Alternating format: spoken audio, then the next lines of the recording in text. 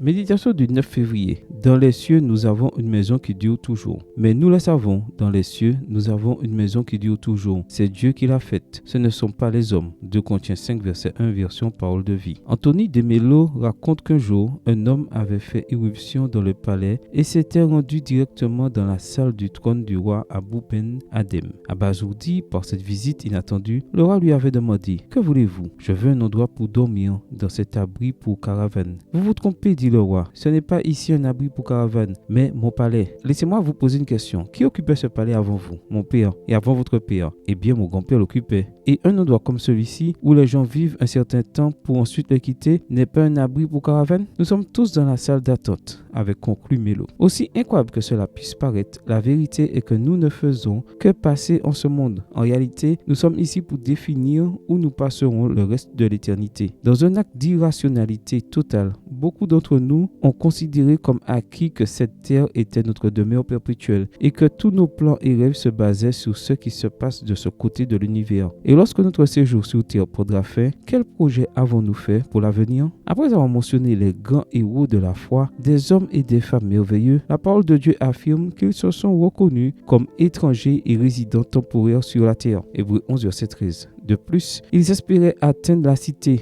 dont Dieu est l'architecte et le constructeur. Hébreux 11, verset 10. Ils savaient que le passage sur cette planète serait une expérience transitoire. Le Seigneur sait que notre expérience terrestre a une date d'expiration. C'est pourquoi il a dit « Je vais vous préparer une place ». Jean 14, verset 2. Où est cette place? Mais nous le savons. Dans les cieux, nous avons une maison qui dure toujours. C'est Dieu qui l'a faite, ce ne sont pas les hommes. Je suis réconforté par le fait que le texte dise « Nous avons ». Cette maison est déjà à nous et bientôt, nous y vivrons pour l'éternité. Amen. Bonne journée à vous et que le Seigneur vous bénisse.